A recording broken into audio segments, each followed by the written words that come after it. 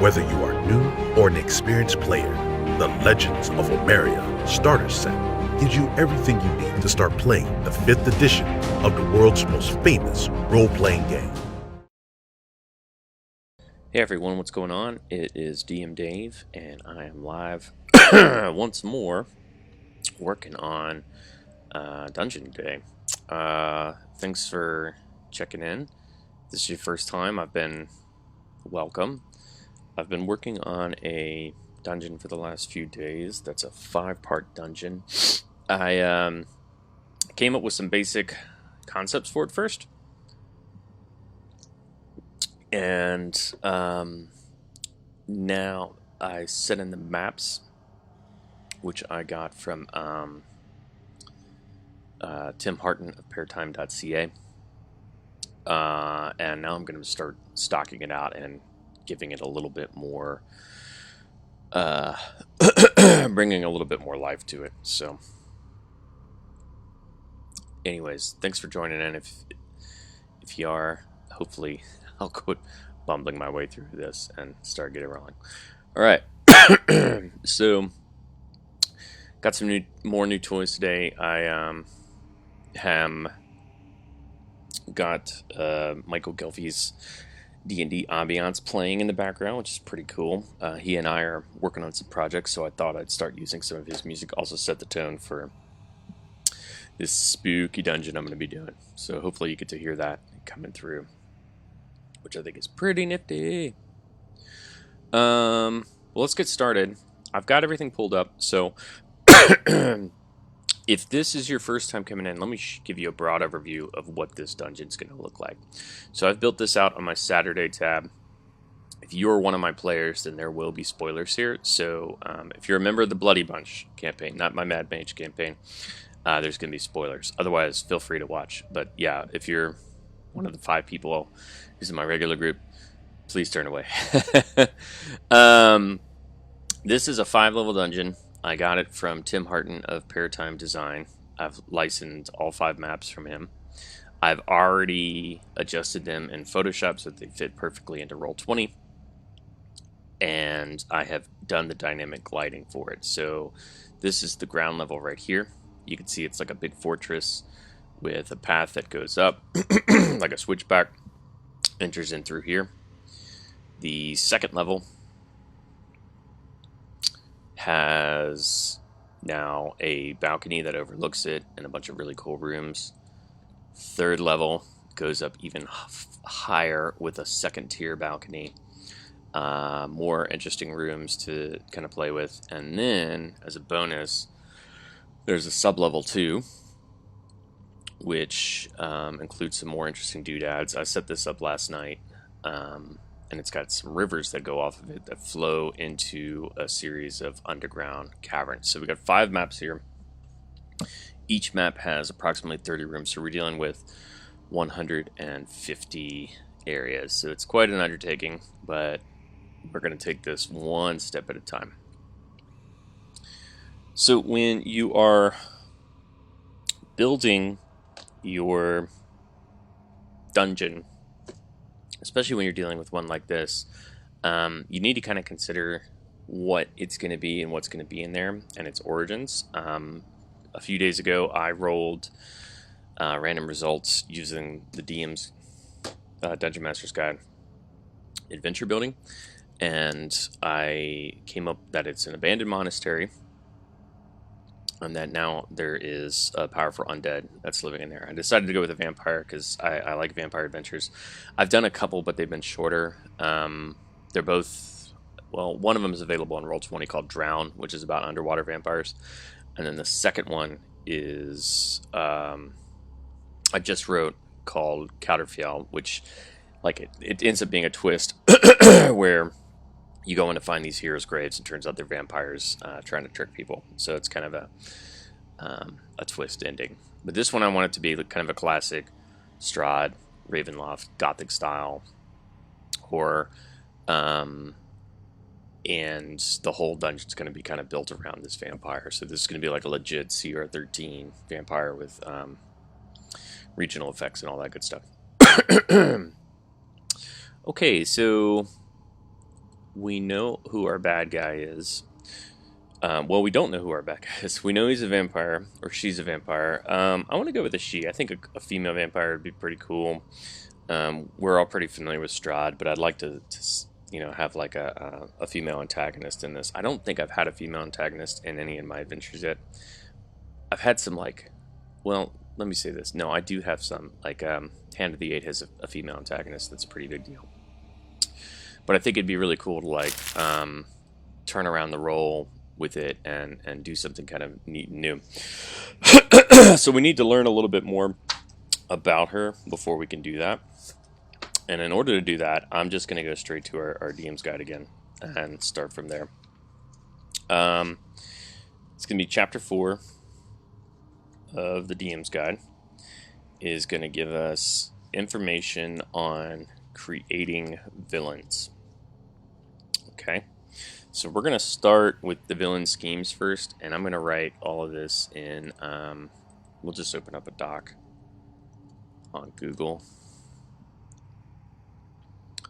I'll put it off. I'll have to put it on on Chrome. I'm streaming Firefox right now. All right, so we're going to open up a doc. We're going to learn more about our vampire villain.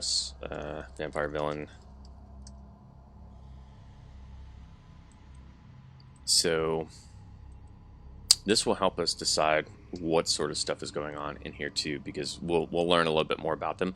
You don't have to do this with every villain, but when it's a major villain that's like got legendary actions and has a LAIR and all that stuff, you should try to learn a little bit more about them and what makes them tick, and that'll help you give like a better idea for your dungeon. So today's this chunk of the video, and I'm going to make multiple chunks.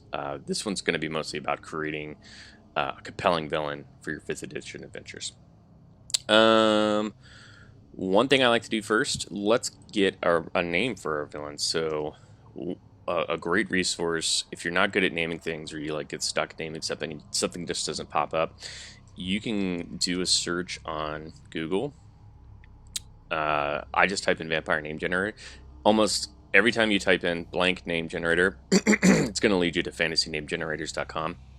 I don't go straight to fantasynamegenerators.com because they have so many generators, it would take me forever to find it. So it's just easier if you Google it, and usually it's going to be the top Google search result. So we'll go to vampire names, and you can see this is a super useful website. So if you don't have access to this already, go ahead and bookmark it, because everything, I think they boast they have 10,000 random generators. It's insane. And the choices are pretty good too. Here's some names we got. These are all male names, so we're going to click female names. I'm just going to go to the top one, Loredana. I think that's a cool name. Let's do it. So Loredana is our vampire villain.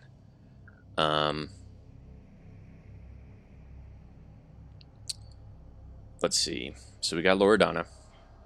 Next, we're going to find out what Loredana's deal is. And this will be pretty simple.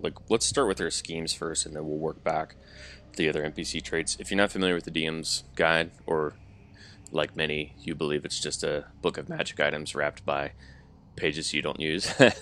In chapter 4, it gives you details on creating random NPCs. Believe it or not, I like to let the dice roll, because it gives me creative ideas that I normally wouldn't, or I would my ideas would be insipid. In this case, it gives a little bit more. So I'm going to start with creating non-player characters. I'm going to start with the detailed NPCs. We kind of know her story, the occupation and history. Right now, we know that she's a vampire, but of course, she's probably more than that. The vampires, if you're not familiar with the vampires in 5th edition, there's 2 types that come in the monsters manual. First, you have the main one, which is kind of a mid-level tier 2 boss. A lot of different actions. They're CR 13, so 10,000 experience, which means for 8th level characters, they're a deadly encounter. Anything beyond that, they're probably super challenging. Um, and then, like, once you get past 10th level, they're not as hard. But the thing you really have to think about vampires is that they're smart. Number one, they're wise, and they're super charismatic. And they've got a lot of skills that kind of set them up. So they're not just like, you're not going to like random encounter a vampire. What you might random encounter is going to be the lesser vampire option that comes in 5th edition of Vampire Spawn. Vampire spawns are CR5. I mean, they're reasonably intelligent. They're above average intelligence, regular wisdom, but mostly they act as thralls for the main vampire. They have a lot of the same resistances and powers, but none of the legendary actions and stuff like that. So that's going to be more of your like rank and file vampire. But Loredana, who's going to be the villain in this campaign, this is what she's going to be all about. I like to go with the flavor that's in the game too, and just for simplicity's sake, I'm going to do it here and not try to change it up too much. But we can see they have dark desires, means, you know, they've got memories of their former life. Love turns into hungry obsession. So we'll find a lot of this out by like what their driving forces are and what those dark desires are. So Keith Amon, who has an awesome website called themonstersknow.com, or its full name is The Monsters Know What They're Doing. He gives you all sorts of tactics for monsters. And one thing he always brings up is that undead are always driven by a compulsion. Skeletons pretty much are just like robots. Same with zombies. They kind of do what they tell you. But like wraiths, for example, are driven by like a need to like kill all life. Same with kind of like specters. Shadows wanted to sap life out of you. Revenants are driven by revenge. Mummies are usually obsessed with... Mummies and liches are obsessed with like ancient lore. Or mummies will like protect a specific area. And then vampires have dark desires, usually driven by whatever it was in life that ended up getting them this curse to begin with. So that's where we're going to find out about Loredana. Go from there. Born from death, vampires... Like basically, this means vampires, victims become vampire spawn. So we are going to have a lot of vampire spawn probably in this adventure if we want to make it really good. I wanted to make this a 5th level adventure, but I'm thinking now maybe like higher level might work. But I want my players to play it, so we'll figure that out. But I think a 5th level vampire adventure would be really neat. Just have to figure out how, because a bunch of 5th level characters versus a vampire equals pretty quick death. Chained to the grave, they are all bound to a coffin, crypt, or gravesite. So this is some, like, a lot of times this fluff is going to be stuff that you're not going to see in the vampire's actual stat block. Like, this is the stuff that you're going to have to read about and kind of go with. You don't have to, but just like the stat block, you don't have to use any of this stuff there. But in this case, I want to make things simple. I want to make it kind of... Loredana is going to be a classic vampire. This means that somewhere within our 5 levels, we're going to have a coffin, a crypt, or a gravesite where she's got to rest in the daytime. She can move it, but we'll have something like she moved it here, and this is where she now lives. And undead nature. So this is again, like, I explained this I think a couple of days ago when I talked about monsters. Certain things like constructs, elementals, undead have natures, which is a kind of like a stat block that's not quite a stat block. It's less about what they can do in combat and more about what kind of environment you can encounter them in. So vampires don't require air, for example, which means in theory a vampire could be at the bottom of a swamp. They can't be in running water, so that's important to remember, but they could be in a swamp, a still moving lake, a pond. My Adventure Drown, which you can get on Roll20, has a vampire at the bottom of the lake in a cavern system because they don't need to... And I've made some other changes, like gave them a swim speed and stuff, but basically that's an advantage you should consider with a vampire. So, I mean, like, consider like a vampire fight, something we might do with Loredana. She might suck all the air out of a room because, frankly, she doesn't need it. Whereas your characters are going to, unless they're like a monk or something. Player characters can be transformed into vampires, so that's kind of cool rules to know. There's also important to note that there's 2 kinds of variants. They can be martial training, and they can also cast spells. We're just going to make Loredana vanilla. Both of these will, excuse me, both of these will up the CR for her, so we don't want to make her too tough. I mean, a 13 is going to be pretty heinous as it is. But if you wanted to make her like a warrior, or if you wanted her to be a practitioner of the arcane arts, we could do that as well. And there are already stock rules for that in your monsters manual. Vampire's lair, grand yet defensible locations, such as castle, fortified manor. So we got that. It hides its coffin in an underground crypt or vault guarded by vampire spawn. Okay, so we're going to go with underground here. So we got 2 places to put underground in. That might be what we do with this to make it not quite a fifth. Maybe have like the whole upstairs be like her minions and traps. And then downstairs will be where her actual lair is. Regional effects are pretty important too. Again, this is more for flavor and environment. But it's your typical gothic horror, Dracula style stuff. There's a noticeable increase in bats, rats, wolves. Plants within 500 of the lair wither and become twisted and thorny. Shadows seem abnormally gaunt and move as though they're alive. And then there's creeping fog everywhere. And even after she's killed, this stuff lasts for can last for like 7 days on average. There's a bit about Strahd. If you're not familiar with Strahd, Strahd's the antagonist in Curse of Strahd. Kind of a your typical Dracula like story of like unchecked male masculinity, like toxic masculinity. Free Strahd lovers out there, don't hate me for saying that, but I mean that's what Dracula was based on. So Strahd is just Dracula-esque. Shape changer. They can change into different stuff. Legendary resistance, Misty escape. So that's important to know because she is going to make sure she's always in a situation where if she has to run away, she's got a way that she can do it where people can't follow. And that's like when we're considering where we want to place her lair and her coffin, Misty escape is going to be really important for that. I would say shape changer is important too because she can turn into a tiny bat, a cloud of mist. Spider climb, like keep these things in mind. Like when you're dealing with an intelligent antagonist, they are always going to have their environment set up for them where they're going to have all the advantages and they're going to have like a general idea of what's coming down the pipe. They know that most adventurers are probably not going to be able to fly. They probably won't be able to stop her in misty form. Like things like this is really important. Other things to consider if you're a vampire. She's got a lot of weaknesses. She can't enter a residence, so you're going to be on her turf, so that's not going to matter. But like, she just can't go to your house and be like, "Hey, I'm coming in and I'm going to suck your blood." Like, she has to get permission.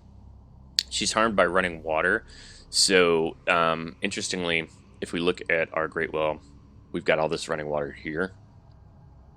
She's not going to really want to use any of this stuff to, like, this could be a danger. So we have to be cognizant of that too when we start building this out. Because anything that's running, like if the water in this area flows in this way, goes around and goes down, she can't be in it. But sub-level 2, there's lots of pretty cool places. There's these pits too that might lead to the Underdark, so maybe that's something we'll consider. Stake to the heart, piercing weapons made out of wood. Yeah, so obviously don't want to be around that. Sunlight hypersensitivity, that's probably the biggest, these are the 2 biggest ones. Harmed by running water, sunlight hypersensitivity. She's going to do anything she can to stay as far away as possible from those things. So underground makes sense because no matter what time of day it is, she's got a way to escape. And then wants to stay away from water. Okay. These are just basic actions, but some other things to consider. Children of the night. There's going to be lots of beasts that are going to be hanging around our vampires, so we have to think about that. And then she gets legendary actions, which really aren't important for thinking of environment, but they are important for like when you're planning out a combat with them. It's like you really got to think about like a creature like this and what it's going to be like in combat. I believe if you go to the Monsters Know What They're Doing.com, Keith's got a pretty good article on vampires that he wrote 4 years ago, and it's you can see it's extensive. I recommend that you go read this. I'll place the link in the Facebook comments so that you can check it out, because it is an awesome article, but it does take a lot. And I think I've heard a lot of folks who've been like, "Oh, well, I beat like we fought Strahd and we beat him," and they're like, "Oh, he was really easy." And I was like, "Well, Strahd should never be easy. Strahd should be extraordinarily hard fight, because you're on his turf. He's pretty high CR, and he's smart." I've not yet run a BBEG of kind of that level, at least one stocked by WotC.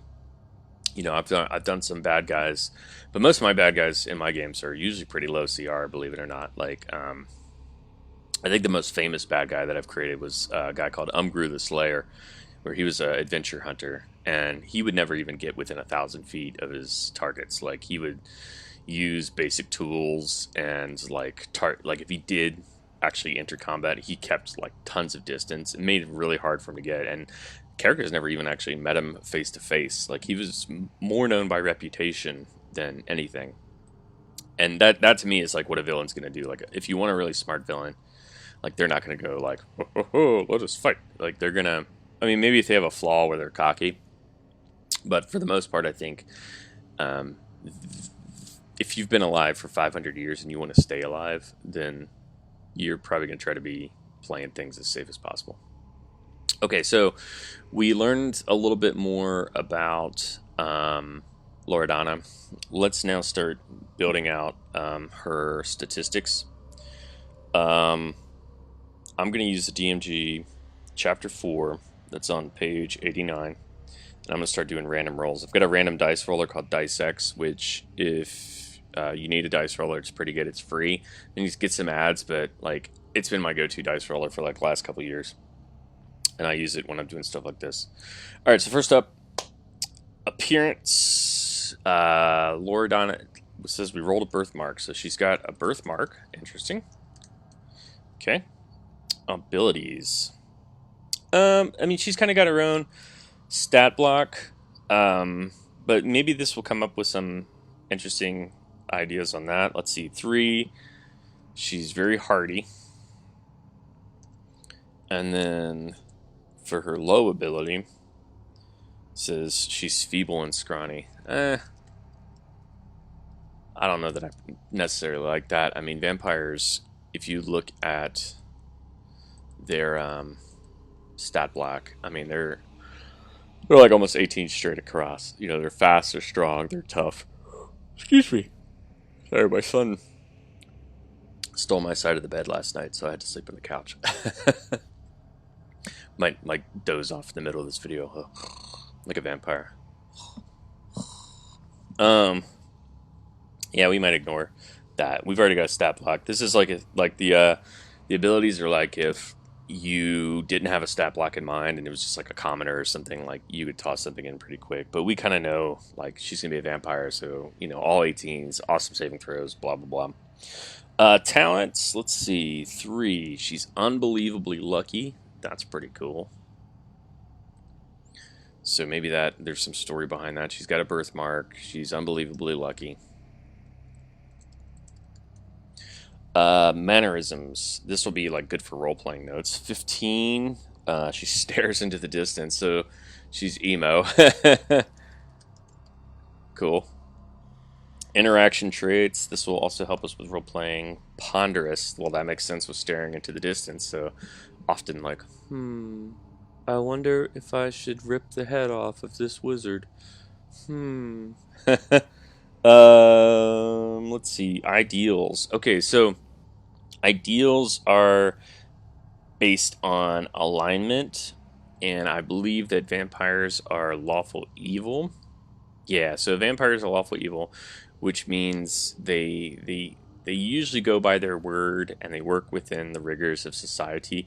They're still evil, so that means they bend it to their will. And just because you're lawful evil doesn't mean you can't like break the laws. It's just they try not to get caught, and they try to work within like society, which is how they end up surviving. Like when you're chaotic evil, it's pretty easy to draw attention to yourself. So that probably doesn't work as well with that, but like vampires and I think also liches are lawful evil. I think liches are lawful evil. That's your other like. There's a bunch of like big undead BBEGs in the books, and liches and vampires, I think, kind of go together in terms of like the way they. Yeah, they could be any evil alignment, but I think your classic lich is going to be kind of like the lawful evil one. But could be wrong. I think a Serok might be. I don't know. Not important. Next up, let's roll her ideas. Okay, so she's lawful evil. I'm gonna roll both for lawful and evil and see what we get. Lawful, we get responsibility. Okay.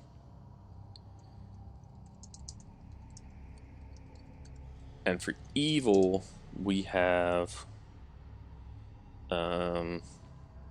pain. Interesting. It's kind of cool. Responsibility. I have a duty to cause pain as I stare into the distance. uh, as luck would have it. Okay, so we're fleshing her out, but here comes the fun stuff. This is the bonds now. So let's see what her bond is. Like what is it that drives her? And I think this is going to be tied to her dark desire. So remember, we know that as a vampire, she's got some sort of like thing that drives her, like keeps her going constantly. And that thing is going to be drawn to a special place. Okay, so drawn to a special place. I would say that's probably this monastery that they're in. So maybe she has some sort of relationship to it. Flower's secret. 4. Envies another creature's possessions or station. Okay, so she's drawn to a special place. She's really into pain and responsibility. She lives in a abandoned monastery. She's ponderous. So her backstory is like developing with these kind of random thoughts. Because she's a villain now, we can start building out her schemes as well as her methods. So if you go to page 94 in chapter 4 of the DMG, you'll see that you've got villain schemes and methods. These will help us give us like more clear ideas. Really helps with like adventure hooks and stuff like that more than anything, but also gives some cool ideas on how to beat her. And we've also got weaknesses too. Granted, vampires kind of come with their own stock weaknesses, but maybe there'll be something cool that comes up with that. So yeah, it's pretty easy to create a bad guy. We're already kind of like developing a picture in our head what she's all about. Let's see, a 1, immortality. Well, nailed it. Check that off. But let's see how she wants to really do it. Acquire a legendary item to prolong life. Okay, so she's driven to become immortal. She already is immortal, basically, but she wants to acquire a legendary item to prolong her life. What could that mean? Maybe she's looking for a way to get rid of some of her her disadvantages, like her ability to go into running water or weakness to sunlight. So this is giving us like kind of like some kind of cool MacGuffin or some reason for her to be doing the things that she's doing. So that's kind of neat. We'll work on that as we develop the story. What are her methods? This is on page 95. So I rolled a 10. Lying or perjury. Interesting. Very unusual, but we'll make it work. I like to use the random rolls, and instead of like being like, oh, that's dumb, and re-roll again, I'll just say, okay, I'll figure out something that makes this. And then weaknesses, 5. Villain is destroyed if it speaks its true name. Okay.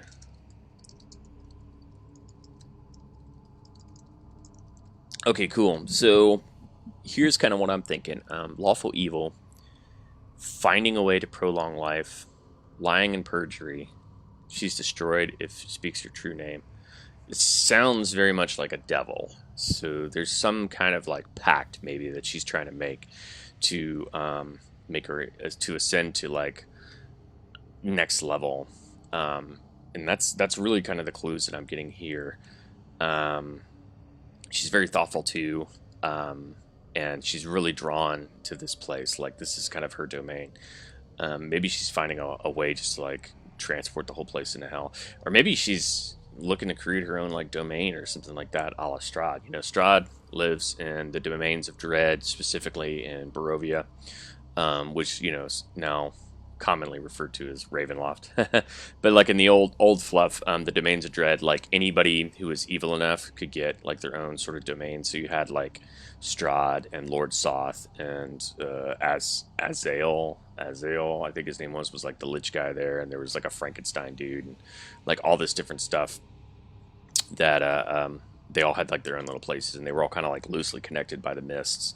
Uh, they kind of nowadays they simplified and just like cut it down to Barovia, but maybe that's kind of what she's going for. She wants to find a way into the domains of dread and like take her whole lair with her. Okay, so that is gonna be our villain. So we've created Loredana. She's got a birthmark. She's unbelievably lucky. She's known to stare in the distance. She's ponderous. Uh, she's got a strong sense of responsibility, but she also likes to cause pain. She's drawn to a special place, likely her lair, maybe even hell. Maybe she's drawn to hell. She envies another creature's possession or station, so that's interesting. Maybe she's looking to take over a devil's spot in hell. That'd be cool. Immortality, doing so, like taking over that station, would prolong her life. She's doing this through lying and perjury. So she's doing something to. She's creating this scheme by possibly tricking the like whoever station is she's trying to steal. That would give her immortality. Like she's trying to get them out of that role through deceit. And then if her true name is spoken, she's destroyed. So I think that's pretty cool. What's her true name? Is it Loredana, or is it something else? We'll find that out. But yeah, that's basically how to create a villain. Pretty simple. You know, just with a few random rolls, talking it out, you can see that we've put together a character who can live in this big 5-level dungeon. So that's what we're gonna do. Let's see. I'm gonna drop Frosty a message real quick. Actually, I'm gonna make some notes.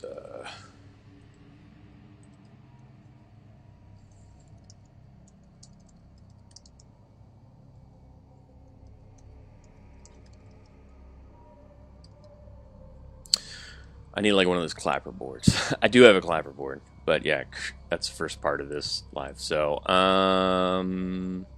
Aslan, thank you, Rory. Demelza, yeah, Demelza was going to be the name of mine. Yeah,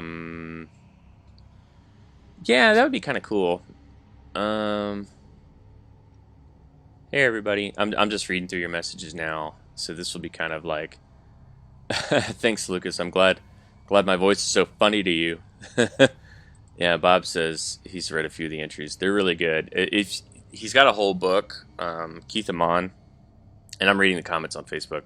Keith Amon's got a whole book on the his tactics that you can get called. I think it's just called "The Monsters Know What They're Doing." Yeah, "The Monsters Know What They're Doing" by Keith Amon. It's on Amazon. It's pretty rad.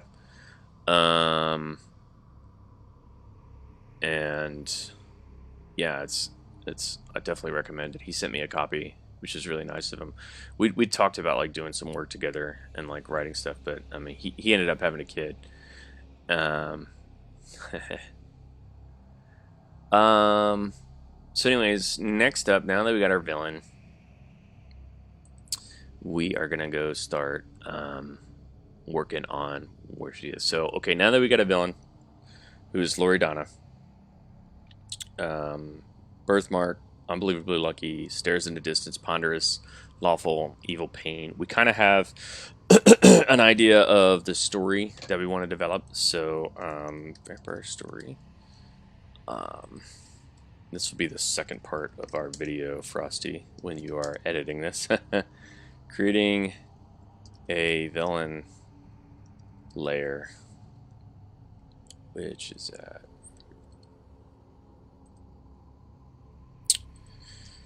we've got her place, we've got the map already set up, so now we just have to, like, if you are Loredana, who is a brilliant vampire, where do you build your home within?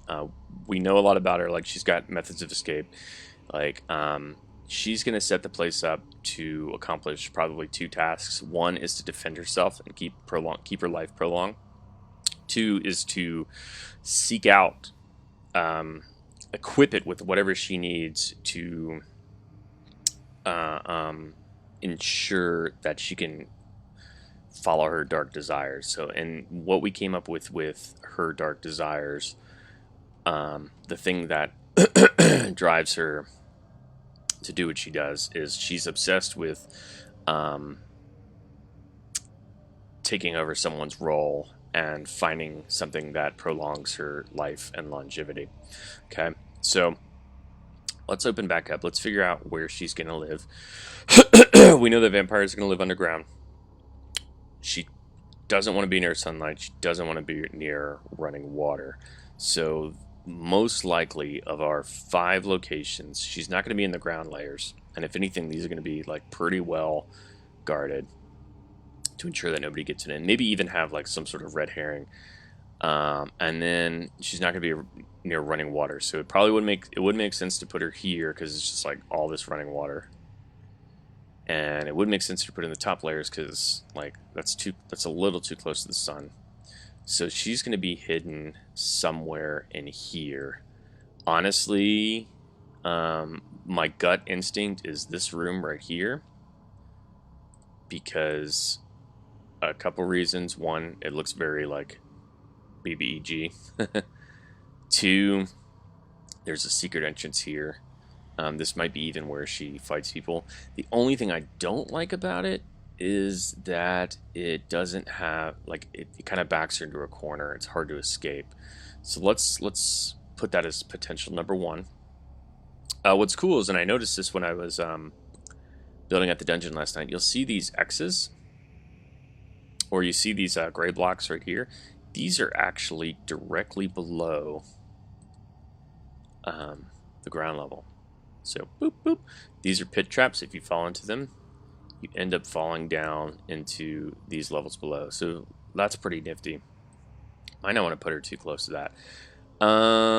Next place that we might consider that I think is good is this area here. Look at this. Okay, this is probably the better spot, and here's why. 1, you've got 2 secret entrances. This whole area here is totally secret, so she can escape one of 2 ways, and there's defenses in between. There's a pit right here that goes further down into the Underdark.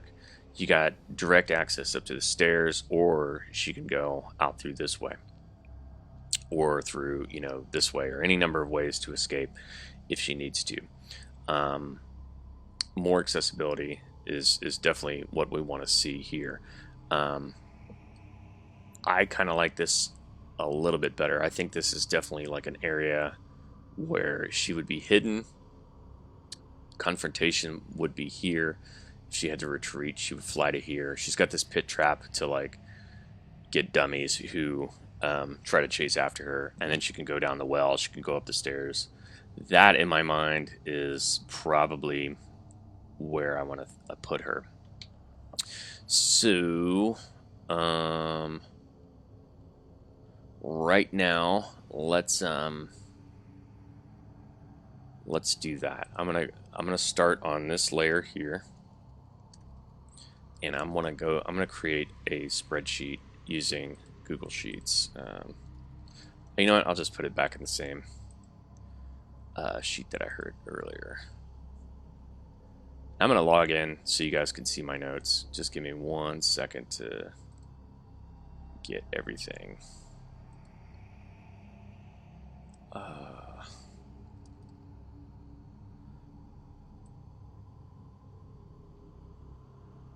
Frosty will have to cut all this out. me going in, plugging in my password.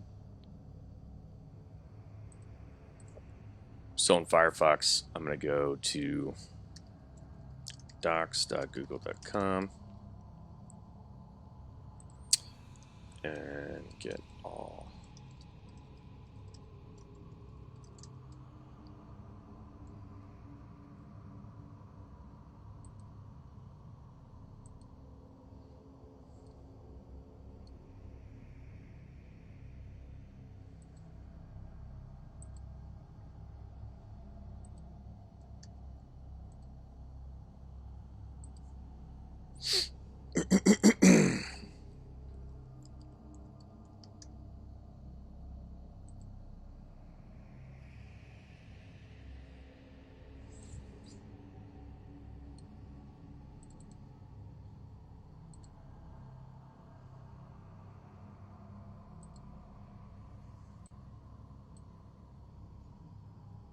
Yeah, I'm just trying to get logged in so I can put this, make sure it's showing up what I want it to.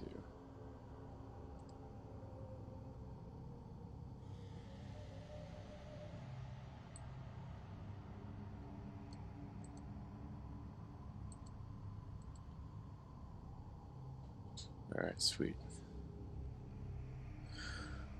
All right, sorry about that. Let's see. This is you can see my document now. I'm going to start working on this to give you guys an idea of what I'm working on. Okay, so we're going to put this in sublevel 2, area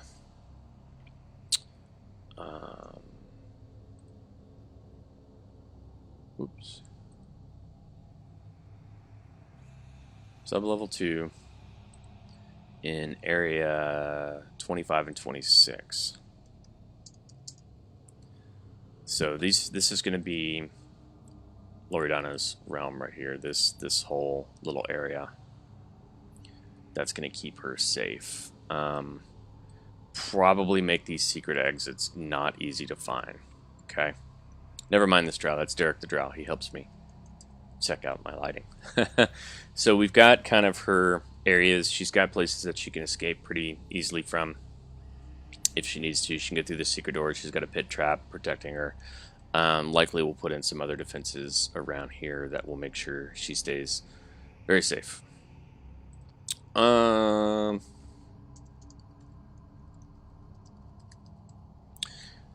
Let's see. What else?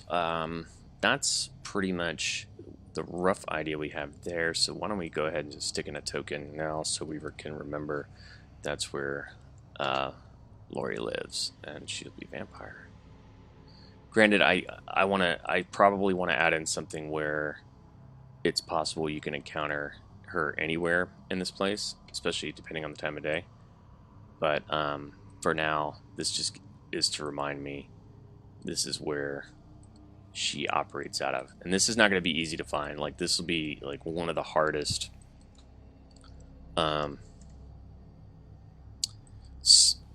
spots in the whole joint to get to. Like, this is the crescendo. So I'm kind of working my way backwards. But being that this is a vampire dungeon, you know, we wanted this to make sense. Okay, so here's Loredana, and I'll get a nice female vampire token at some point in the future for her. All right, so let's take her story and figure out how she got to where she is, and I think this will help us come up with this. We know that she is drawn to this place. There's something here that keeps her coming back. She's using lies and perjury to try to steal something position. I think a devil was a cool idea. So she's trying to find a devil. I think it would be pretty cool to have, maybe there is a devil that's bound here, like already. Like this whole place was a monastery, but they used it to control a devil and bind it somewhere in here. Now I've got some pretty cool secret rooms that would work for that. I think this one down here would be really cool.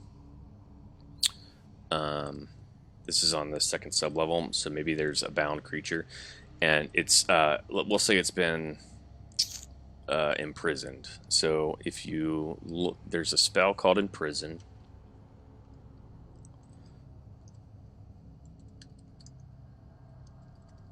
Let's see. I think I gotta look. Prison. Imprisonment. There we go. Okay, so imprisonment. You create a magical restraint. Holds creatures in rain. They gotta make a wisdom saving throw or be bound by the spell. If it succeeds, it's immune to the spell if you cast again. Okay, so nothing can pass through it, nor can any creature teleport or plan to travel. So this is like your ultimate, like, binding a creature spell, and I really like to use it. And it comes with different flavors too, which is even cooler. You can chain it, so you can create it in a hedge prison, which is pretty cool, but I probably won't do that. Minimus containment, target shrinks to a height of 1 inch. That's kind of neat.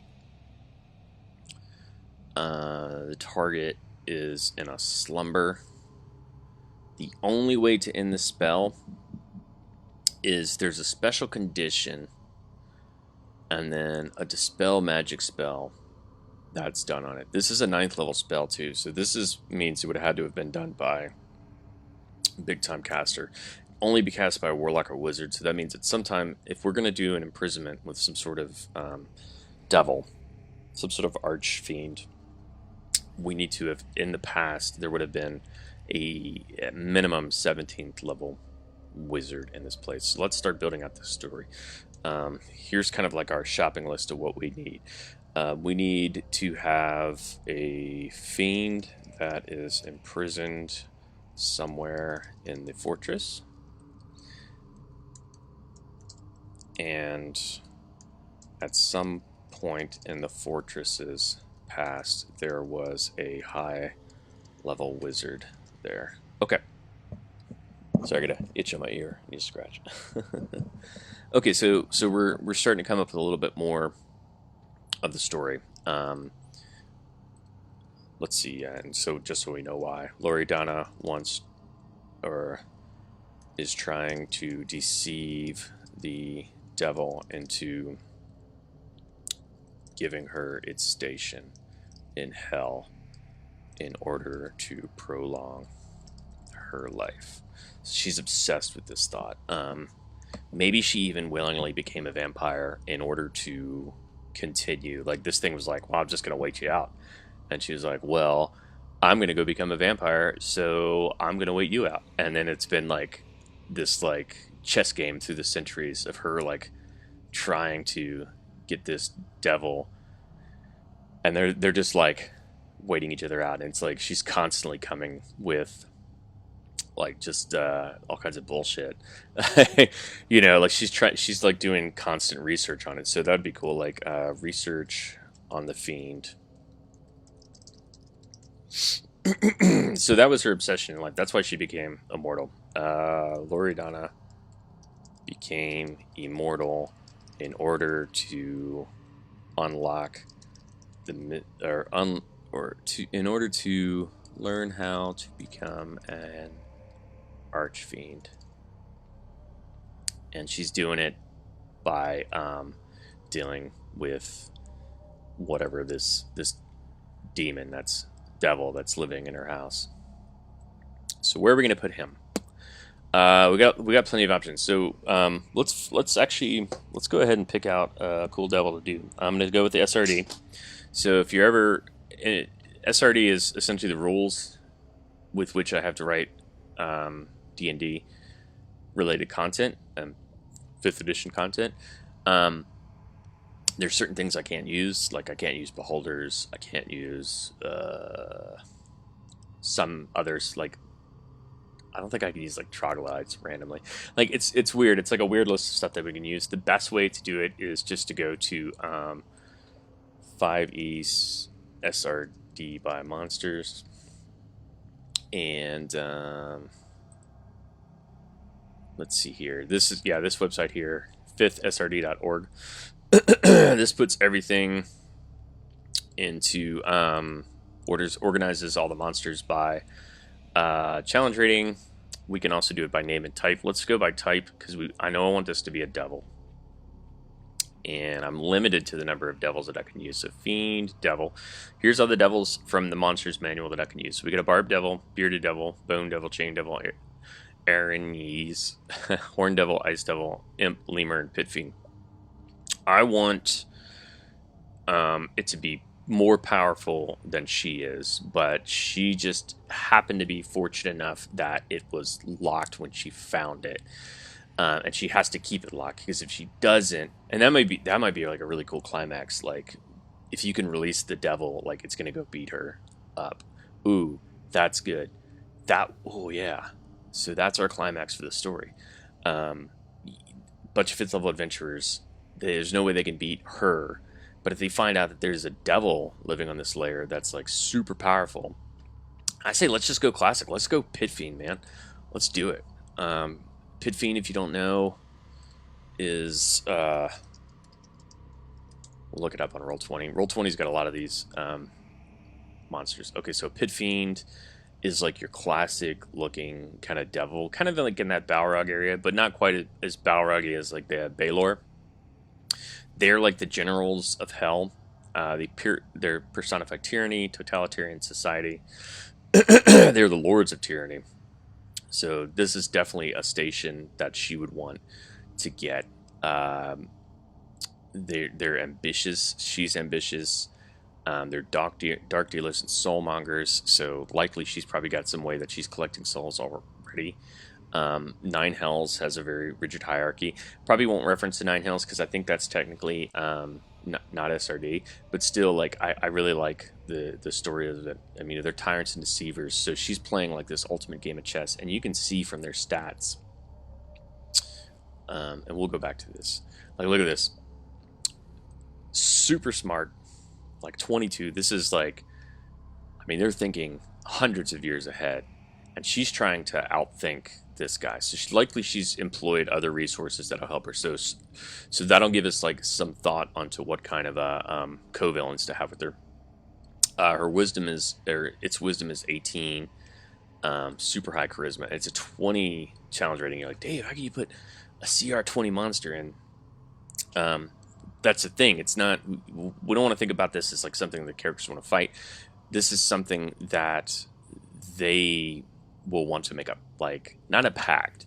I mean, it's going to be smart. It's going to try to, like, it's, let's say, like, the ending is, like, they find this thing, and it knows how to destroy the vampire, who's maybe been collecting souls to try to, like, she's doing something that's, like, pissing people off near the fortress. And it turns out the reason is because she's trying to get from this Pit Fiend that she wants to take its job in hell and become a ruler. And the Pit Fiend's like, look, I can help you take care of this, because this lady, because she's had me trapped for 300 years, and it kind of sucks. He's like, I can wait another 1,000 years, but like, he's going to be willing and dealing too, and he's going to try to find a way to like both kill her and potentially get the players. So there's going to be some really like interesting type stuff with that, I think. So let's look a little bit more at them. He would have had to have failed a wisdom saving throw. So going back to the imprisonment spell, And this is all like when you're dealing with big time monsters, this is all the kind of stuff that I try to think about. I mean, you don't have to think about this crazy stuff, but if you want like a really cool like adventure with lots of like moving parts and like intrigue, all like the nice little things that make like the best adventures good, and especially when you're dealing with super intelligent creatures, because otherwise, just throw some ghouls at them. But in this case, we got to think about all this stuff. Like, how did this pit fiend? Oh, let's give it a name. He's kind of like the co-villain. Demon name. Good enough. Who knows the difference? Are there any devil name generators? No, just demon name generators.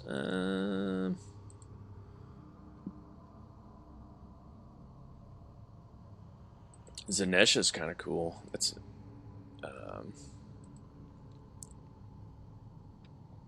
yeah, let's go with Zanesha. I like that.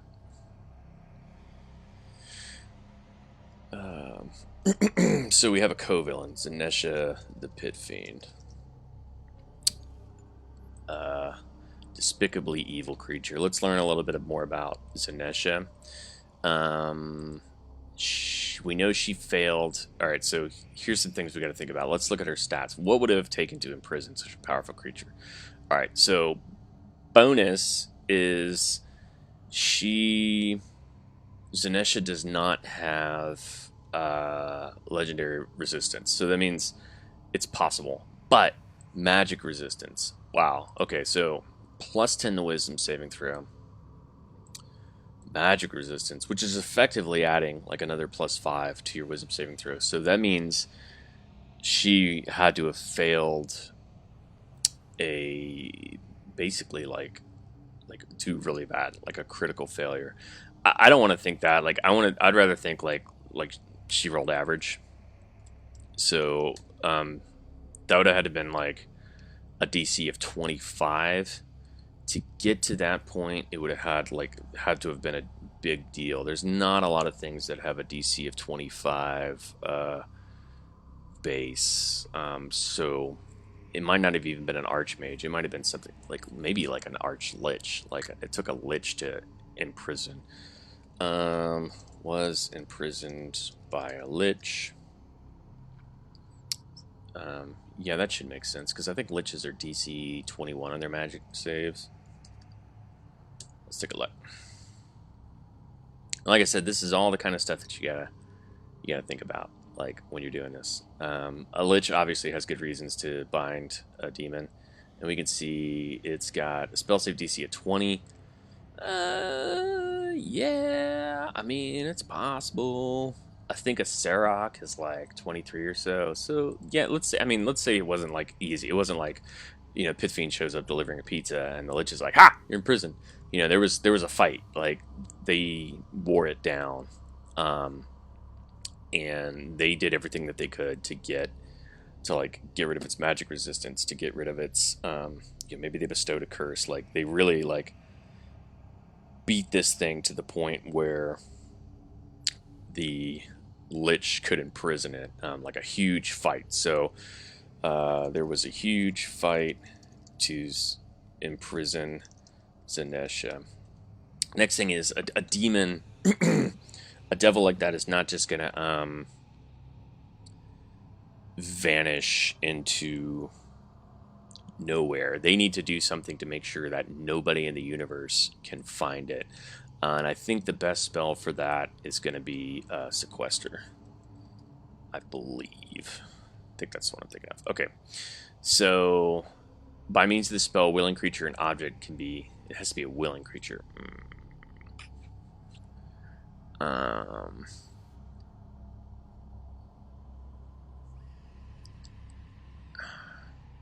Need to do something. I mean, we can BS it. We could just say it's locked in a chamber where nobody could detect what it is. I think would be kind of cool. I like the chaining. I think that's really cool to have like magical chains that hold it down, because that's always cool to have like the things chained up and it's like you can talk to it. Minimus containment's kind of cool too. It'd be really neat to like target shrinks to a height of 1 inch and imprisons at a gemstone. Yeah, we wanted to like be able to. Well, the thing is, they're so charismatic that would endanger anybody who had to talk to it. So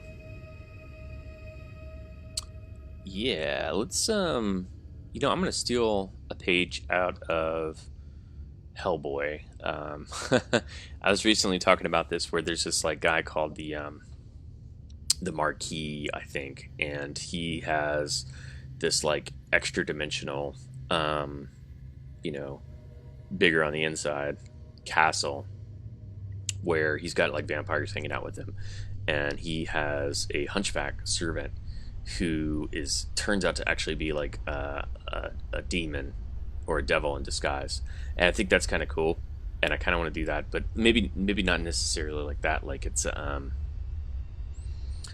some sort of like beast. So we'll put a variant on the imprisonment where it's like Zanessa was transformed into some sort of creature that's kept contained. Maybe like a bird in a cage or something. I think that would be kind of like a cool visual. Um, but you don't want it to be able to talk. I mean, it has 20 uh, 24 charisma, which pretty means it can talk the, you know, it can sell you a ketchup popsicle to a woman in white gloves. I mean, they're like the best at what they do, and I think they're like they don't have any skills, but I mean, you're talking like +7 to persuasion, +7 to deception. Like nothing can get within range of it. So she's gonna keep Loredana is gonna keep Zanesha hidden away from like nobody else is gonna even know this thing exists. Like, this is like her big secret. So now that we kind of have an idea of that, let's find a cool place to stow this creature. I would say keep your enemies close. Well, I mean, again, we could go right back here. So we didn't use this place originally for her, but this would make a really cool prison for Zanesha. And there's like a statue here and a dais and this secret entrance and this room, which can be well defended. But nobody knows. Like, she doesn't tell anybody about this secret door. I think that's probably really cool. So we're gonna put Zanesha in area.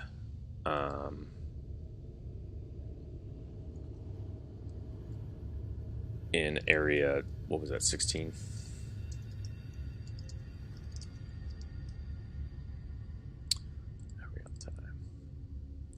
All right, so we're at about the 1 hour mark here. I'm going to go ahead and end this particular chapter. So let's recap what we've done. We've kind of come up with a cool story for our vampire who lives here, Loredana. We have figured out what she's doing here, and that's she's trying to trick Zanesha, an imprisoned pit fiend who was there when she found the place, into giving up her station in hell. She's been drawn to this place forever, so this is what she's been working on for like the last few hundreds of years, and I would say almost this entire level might be dedicated to that. And from there, that's kind of the background story. We've got Zanesha's lair up here in area 25 and 26, and then way down here we've got where Zanesha is kept, and from there everything else is going to start building out from that, which we're going to start up on in the next segment of this stream. So thanks for watching with this. All of this will be on YouTube too, so if you miss a particular segment, just check us out on YouTube. I don't know the URL, so maybe somebody else can share it. Like, yeah, I've my business is just too big. I don't know. But yeah, like we'll figure it out, and you'll be able to see that. And then in a few minutes here, I'm going to start working on the next segment.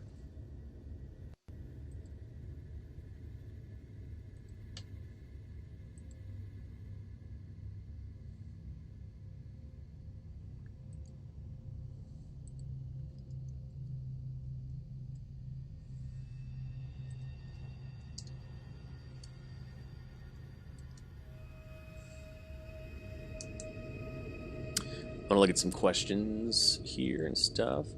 Yes, definitely. Okay, so I'm gonna read what some folks have been saying while I've been filming this. Thanks for everybody who's watching. Yeah, Strahd had all kinds of fake coffins and stuff, and I think most of your good bad guys, like Aboleths, do that. Like, it just makes sense. You know, it's very like Doctor Doom, right? So Doom, if you're a fan of like Marvel Comics, Doctor Doom has Doom bots and or act as like his fakes. Rory also says, yeah, Spawn coffins with illusions himself over the Spawn. Yeah, I mean that's another good idea. Like, this is the kind of stuff like vampires are gonna do. Like, if you're gonna, like, I love like in mummies' tombs, there's always like the false tomb. So you're like going looking for the king or the pharaoh, and you end up like coming across like the fake one first, and you're like, yes, we did it. And sometimes there's even like a second one where they're like, haha, we found the real one, but even that one is a fake one. And doing kind of that, I think, is a good way to do it. Like, you got to think like a villain, and the best thing you can do is think about what your players are going to be thinking and use that meta against them. That's ultimately what I think is like a super smart villain. Like, they've thought everything out because you're thinking for them, and you know exactly what the players are doing at all times, right? And you can look at their character sheets, you can do all that stuff in the background, because you can just say, well, my villain's super smart. She isn't like, you know, she may not be as smart as Zanesha the Pit Fiend, but she is extraordinarily intelligent. So Zanesha has what was it, Pit Fiend, yeah, 22 intelligence. I mean, like, super duper smart, like one of the smartest things in the universe, and going up against like one of the smartest people in the world, but still, like, it's that classic, like, it's almost like that classic, like, story of like the corporate bad guy who thinks he's super smart by, like, he's like, yeah, I'm gonna capture a fiend, but in the end the fiend is the one that's actually like pulling the strings. And that might be kind of the cool thing going on there. Maybe have some sort of subplot where like Zanesha has been slowly Shawshank Redemptioning her way out of this situation to get revenge, and like the players are like the last piece of that puzzle.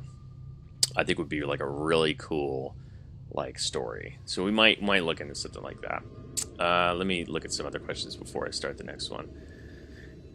Derek the Drow, yeah. So Sarge is asking about, Sarge and Scotsman are asking about Derek the Drow. I have a Drow character who, or a Drow token that I use to test out the dynamic lighting in all of my maps, because I don't know, I just picked Drow, I think because of their dark vision or whatever.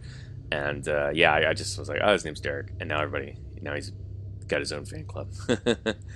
Lucas asks, if she is trying to deceive a devil and is drawn to hell, maybe somewhere in her lair could be a way to connect to other planes. Oh yeah, absolutely. Like, and being that this is a tier 2 adventure, you know, we want to start moving that way, because by tier 3 and 4 you should definitely be in the different planes. So yeah, good point on that. Yeah, this is a monk's lair, but maybe the monk itself was, or the person, it was like a series of monks who worshipped the Lich. We'll look at that in a second when I get ready to crank up again. I'm just going to go around and make sure nothing's on fire.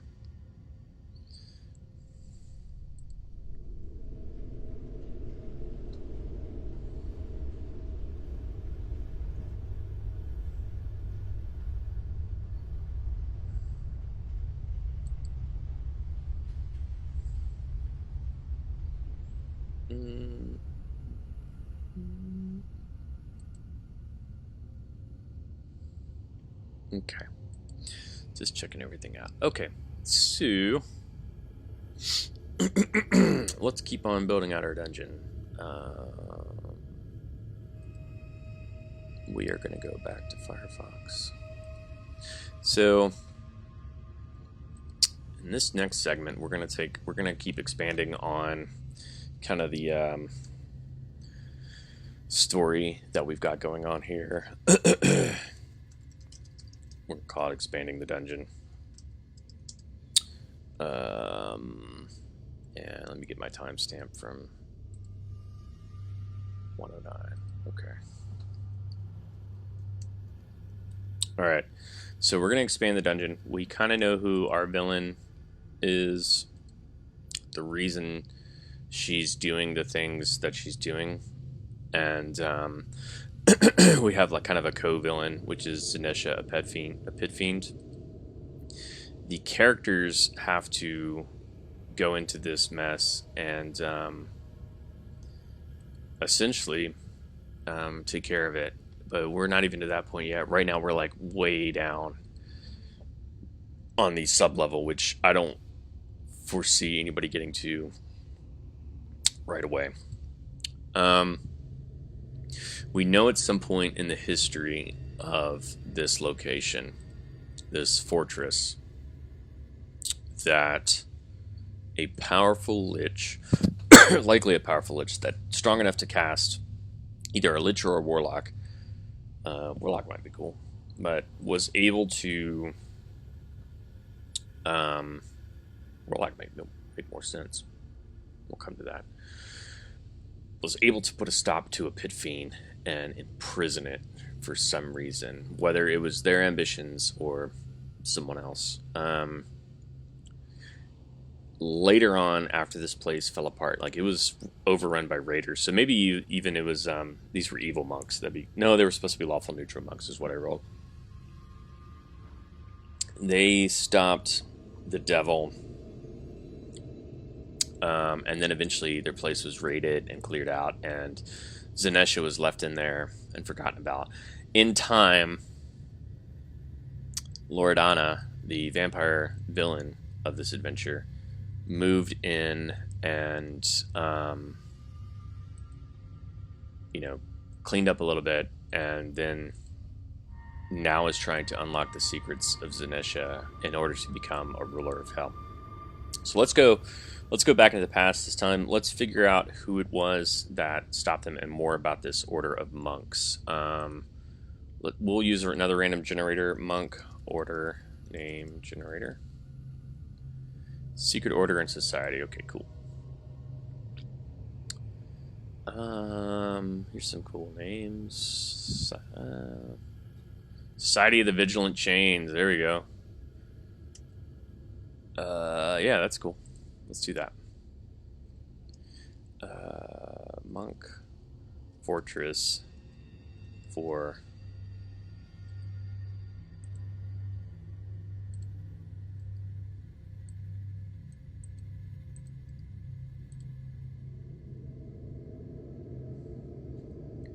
yeah, I know.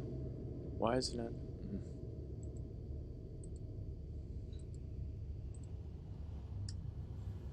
Okay. So Monk Fortress for Society of the Village. Let's say just chain. I think that's cooler. The Vigilant Chain. They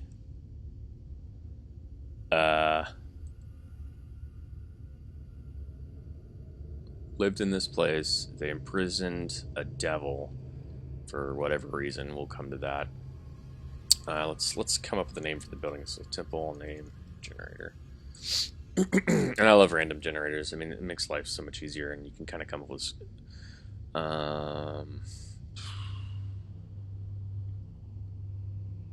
so I like these random names. Those are kind of cool. The Righteous Reliquary. Let me make sure reliquary is the right word.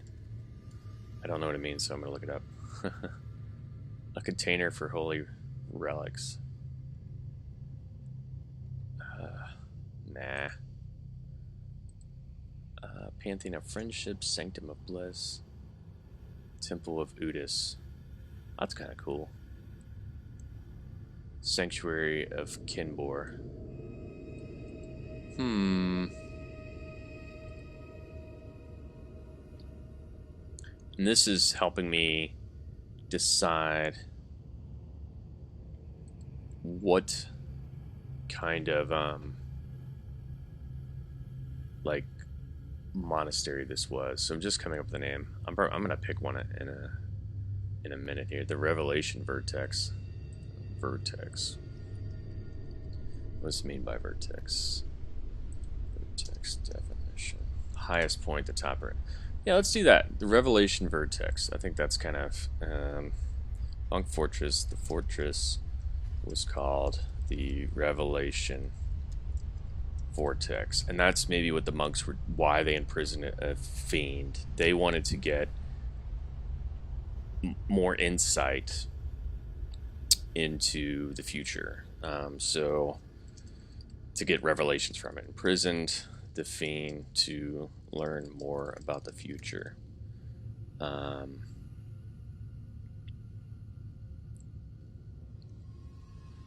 Not vortex, vertex. Almost makes kind of a cool name for the module itself, the Revelation Vortex. Into the Revelation Vortex. Maybe that'll be the subtitle. Like, I'll be like something like Blood. I don't know. Blood caption. Into the Revelation Vortex. So the Society of the Vigilant Chain. Let's come up with a name for a lich who they worked with in order to Kazagdal is kind of cool. Let's do that. Worked with the Lich Kazagdal. Bless you.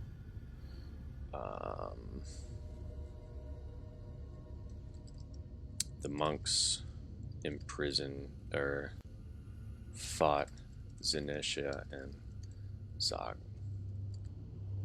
imprisoned the fiend. Eventually, we know the monks were clear. Eventually, the monks were cleared out by raiders, maybe even adventurers. Adventurers cleared out the LAIR, never found Zenesha. Years later, Loredana discovered the vertex and made it her lair. Okay, so Loredana, maybe she was like an adventurer herself, like an archaeologist. That's kind of cool. And let me see if that gels with her story. So here's my notes from earlier part. Ponderous, stares into the distance, drawn to a special place, so that makes sense. Seeking immortality, and yeah, she was an archaeologist.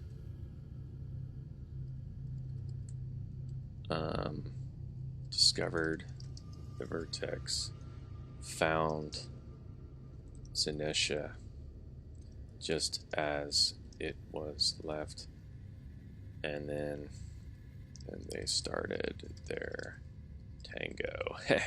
Basically, they started going at each other, and just like she's trying to get the power from Zenesha, and Zenesha's trying to get her to escape, and it's been like this 200-year battle. Loredana turned herself into a vampire in order to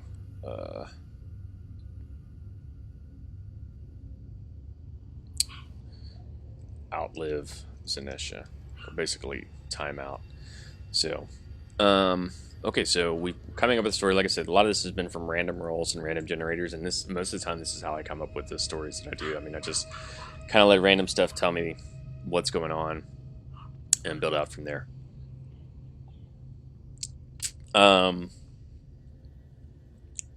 Now that we kind of know the monks, this is going to give us an idea of some different style, like things that we're going to need to put into our fortress. So all this might seem kind of weird, like why would you do this? It seems like unimportant to know. I mean, obviously it's building backstory and it's building the adventure hooks, but it's also giving us an idea of, we've got 150 rooms to fill. So we know that we're going to need stuff for like dedicated to infernal research. So put it on our checklist. Areas checklist. We need spots dedicated to infernal research. We need abandoned monk cubicles and other amenities for them, even if they're not even being used anymore. Like, I mean, a bunch of undead don't need a kitchen, but there'd be a kitchen there because the monks live there, so you're gonna have to put one somewhere. Uh, the lich work there, so research chambers, libraries, the lich's original lair. What else kind of stuff should we throw in here? All of her guards. There's going to be lots of traps. I mean, like in her mind, this top layer. This is what she's going to do with these top layers. These are going to be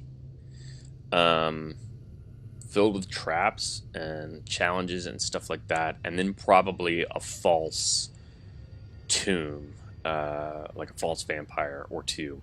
And earlier there were some rooms I really wanted to like throw her into, but I think like there needs to be like a lot of red herrings to get adventurers off her case, in case like they think that they found her. Like right here is obviously like a good like fake boss layer. Over here's like really good because it's got this secret chamber. It's kind of this unusual shape. This is the topmost level. You've got this water area over here. Lots of different opportunities for stuff. All these cool secret chambers are really nifty too. That's just on level 2. You got some other cool stuff down here. Another place that would make like a really good fake boss lair, fake vampire tomb here. So let's put that into fake vampire lairs. Lots of trap rooms. She's still got to drink blood. I mean, she's still a vampire, so you know, obviously, like becoming ascending to high level fienddom is going to be like ideal. But in the meantime, she's going to have to deal with the awfulness of being undead, and like undead should always be like the worst. Like you're totally obsessed, and there's always some sort of like payment. So even if you're like a revenant, which is probably like the type of undead that gets you most, you have this like constant obsession with like, I must stop them. Like nothing else in the world that you want to do other than that. But at the same time, you're cognizant of it, so it's not like you're, you know, it's kind of like this horrible like I'm a recovering alcoholic. I've been sober for almost 10 years, and like when I used to drink heavily, like I would do it because like I enjoyed doing it. It was an addiction, but at the same time, I'm like, oh man, this sucks. I hate this. Like, you know, it's like that feeling of waking up every day and you're like hungover and you're like, oh god, why do I keep doing this? My life is shit. And that's like an undead should be. So think of that like as these just obsessions and addictions that they can't get rid of. And it's not nearly like being a fiend, where I'm sure being a fiend is just as frustrating, but it's like, you know, like you're playing like a never-ending tactical strategic board game as a fiend. You know, it's all about long games. So ultimately, that's what she wants. That's her grand desire. So thinking back on that, we've got some obvious places for, I mean, like some of this is like a no duh. Look at this. Look at all these prison layers down here. Ooh yeah. And the pit traps that go right into them. Plenty of places for her to like get people and exsanguinate them. So that's kind of fun. Like I love the idea of like the adventures like like falling right down to this layer. The only thing that kind of stinks is it puts them pretty close to her pretty early on. But I mean, she's all the way up here. Plus, she's going to be another. I mean, just because that's where she lives doesn't mean that's where she hangs out. I mean, yeah. I mean, I sleep in my bedroom, but I don't stay in there all day. So yeah, like this is kind of going to be her, you know, feeding area. So that's some other things on our checklist. Feeding areas for undead. Oops, wrong document. Feeding areas for undead. Lots of guards. I think most of her guards will be. She'll probably have some like basic humanoid guards that can offer distractions or like so. One thing to think about when we're talking about vampires is that they can create thralls, and I think, and they're lawful, so they're gonna have like a management structure basically, and they're gonna have other creatures overseeing other types of creatures, and Yeah, so she can charm a creature within 30 feet of her. Charm target regards the vampire as a trusted friend to be heeded and protected. It isn't permanent, so that's not as much fun. But there's lots of other people who are going to want to earn things from her, so they're going to have different reasons and different motivations for working. So we can start developing like a complex ecosystem built around these people who are like obsessed with her. And when you've got 150 areas to fill, like you don't want to just build it all in the key story. Like we know the key story is Loredana and her obsession with learning what she can from Zanesha. But we're gonna have other elements in there as well. I think maybe we should come up with another like co-villain. Well, we'll worry about that in a minute. But let's still get some like rough ideas out on the different types of areas that we're gonna need in our stronghold, just based on the Zanesha, etc. story. I think we're pretty good on that. Yeah. Yeah, it's getting pretty good. I really like the fact that this sub-layer over here wanders off. It makes a really cool back entrance to get in. So I might make it like a secondary adventure hook where they hear that the adventurers learn that there's a second way to get into the Revelation Vertex. Maybe I should call it Vertex of Revelation. That sounds cooler.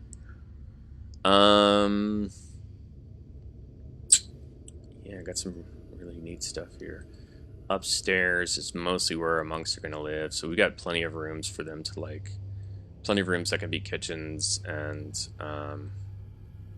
cloisters for them, or not cloisters, cubicles, bedrooms and barracks, temples for them to worship. But all of that will have been like converted into death traps and ways to like, if she can't stop them. So say like this first area is here, obviously you want to be able to stop them here. And there should be other red herrings too, like maybe she should hire like a group of bandits or something that operates out of here that act as a distraction.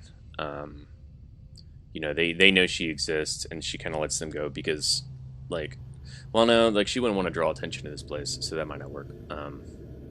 But some sort of like loyal human guards. She's gonna need people who can do daylight things for her. So that's another thing to consider. She needs ways to get around her weaknesses. So creatures that can go out in the daylight and protect her during the day. That's really needed. What other major weaknesses does she need to overcome? She needs to mitigate her weaknesses. She needs to be anti-fragile as much as possible. So in her business of vampireness, she can't enter residences, so she can get humans to do that. And she probably needs like, it'd be cool. Maybe like there's some fakes who act like, maybe there's like a noble or something who acts like he's bought the dungeon, or some sort of like person who works for her who is has like a cover. So like maybe a cover story NPC. So cover story NPC. Let's we'll add this up to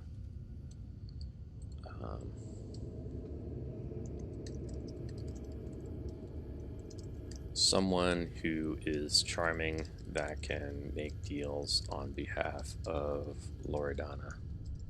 Because Loredana is going to be busy, like, obsessing over whatever it is, and, like, even though, like, a vampire can, like, kind of, like, mask what it's all about, if you go into a town, there's going to be, like, paladins around and clerics, and they're going to sniff you out, like, a million miles away, and you're always going to be kind of eerie, so... it'd be kind of funny if like they could explain away all the weird stuff. I know, they're like some sort of scientists, and all the weird regional features, they're pretending like they're doing research on it. That'd be really funny. Where's all my regional features? It's like Yeah, like a team of scientists in there that are researching, but really they work for her directly, so they know what's up. So increase. So we have, let's say, like scientists working for a wealthy patron. You have like a botanist who's like, wow, look at all these strange plants, and then like a zoologist or something, or oh, what do you call somebody who studies animals? I don't know. We'll just say zoologist and or biologist. There we go, biologist.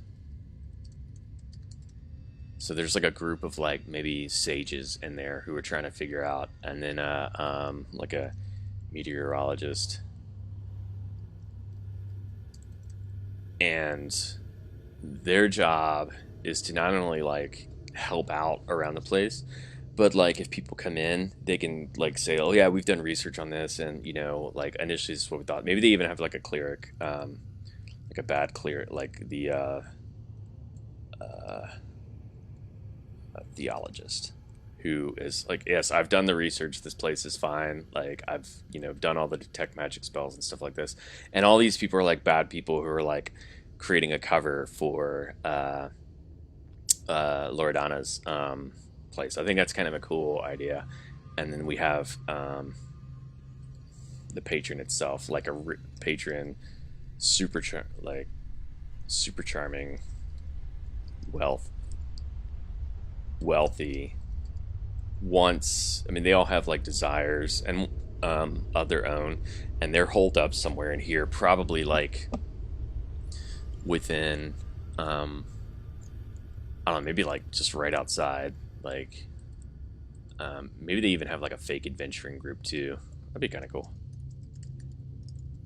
So there's some more antagonists. Like they have an adventuring group that goes in and make sure that the place is like, oh yeah, the place is cool. You know, we've looked it up and down, and they're just there to BS anybody who gets like suspicious. Like, why is this place? Why is there fog around this place? And where are these animals? Yeah, and their job is like to be like, oh yeah, I mean, the reason there's so many animals there is because blah blah blah, and you know this, you know, but really they're keeping secrets. I think that'd be a lot of fun. And once you can see through their BS, maybe there'll be like a first challenge, like they've got like a little campsite, like here. Yeah, I think that would be really cool. So area. So they got a little campsite. That's where you meet all of them. They're going to be like bandits or commoners or something like that. I mean, kind of weak, like easy to kind of push through. If you can see through their BS, that you can get inside. But they're also like official, because remember, like vampires are lawful evil. So the more that they can work within the realms of stuff, like you wanted to have it so like these people were like, I've got a warrant, you know, or whatever. Like I've got permission from such and such duke to come in here. So the characters are going to have to like barge their way through to if like they really want to do it and get in here and make sure this. And then that's when the temple's other defenses are. So first you've got the bureaucrats like hanging out right here, or even like on the outside here, you know, somewhere over here is not bad either. And they're like, yeah, we know we discovered this location. It's got some weird stuff going on, but we've been checking it out and running it. Like they're tied in with the guild and stuff like that, and they're making sure that Loredana can operate in peace. Once people get past that, they run into like a series of traps. So you get a pit trap here that leads down to the dungeon. Also, it's convenient for these guys too, because anybody that they can knock out, they can just like walk in and be like, bloop, and throw you down in the pit and be like, later, sucker. Yeah, I think that's pretty cool. Next up, there's going to be some more. Need to be some more people that can operate in the daytime. So we're going to have some sort of hired mercenaries. I think would be good. Mercenaries that work for Loredana. Second line of defense. I don't want to do just like basic like guns or crossbows for hire. I think it'd be cooler to have like I don't know, like maybe they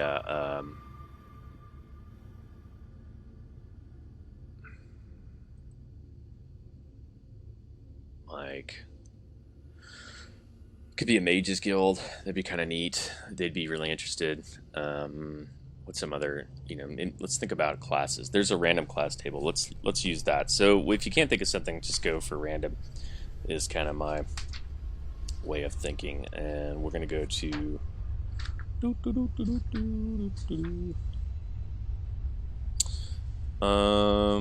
let's see, NPC alignment, neutral good. That doesn't really make sense. Let's just do class then. Sorcerers. Okay, so word for Loredana.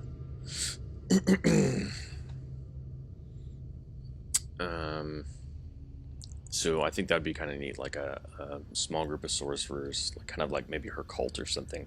Maybe even just cultists, but with different spells. Just rethemed. Might be kind of a neat angle to go with. I think cultists use wisdom though, so they're more like low-level evil clerics. But I think a sorcerer is kind of a cool idea. And they're going to be the second line of defense. They're going to be populating. They're going to be the ones working beyond throw away a croc in the river. Yeah. Yeah, so we've come up with some pretty nifty ideas on the type of stuff that we can put into our dungeon and the type of defenses that Loredana is going to have. We know that there's going to be like a bunch of bureaucrats who are they're going to be the first line of defense to turn people away from the weirdness of this particular adventures, and they're all going to be like really good at like saying like, oh, you don't want to go in there. I mean, it's just, it's all full of cobwebs. We had an adventure party cleared out recently anyways, and they didn't find anything worth getting excited about. And then if that doesn't work, you've got some basic traps here, and then they're going to start running into some like sorcerers. I would, maybe even keep the sorcerers a secret. Like maybe these first few layers actually are empty and they're just filled with old traps that this place does appear to be abandoned, but it's only when you get to certain parts that it really starts to shine that there's something dangerous going on in there. Let's put that in the notes. I think that's kind of better. First few sections appear abandoned. Yeah, I think that's a good idea. To keep up the ruse. Sections hidden by illusions. Lots of cobwebs, etc. Basic monsters. So almost like no monsters running in. That would kind of like if you're an adventurer and you go in and you immediately run into a bunch of bad guys, other than like these fakers, you're gonna think, oh well, maybe this place isn't anything. But that's like the moment when